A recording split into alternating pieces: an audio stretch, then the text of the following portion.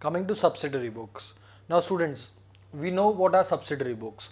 These are books which are prepared for additional information. For additional information.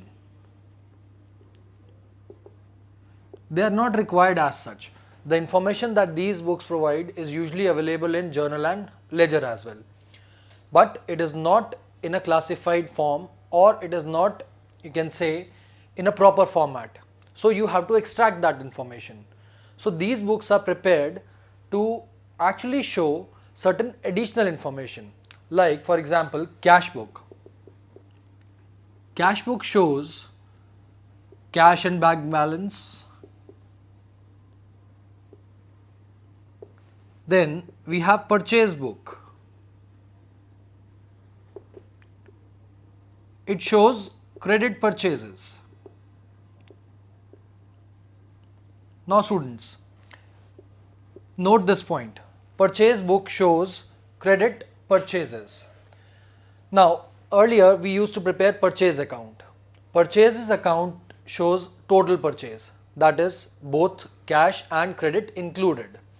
But if we want to calculate credit purchases, or we want to calculate separately what are cash purchases and what are credit purchases, so then we need to prepare purchase book. Similarly, we have sales book. It shows us the credit sales that are there in the business for a given accounting period. Then we have purchase return,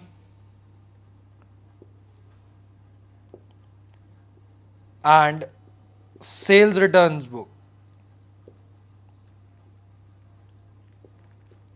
And lastly, we have journal proper, that is used to record entries which are not recorded in any of these books. So now let us recall that cash book is used to record transactions of cash and bank. Purchase book is used to record credit purchase of goods. Now what I mean is credit purchase of goods. Credit purchase of assets is not recorded here. It is only the goods that are recorded, and that also credit purchase.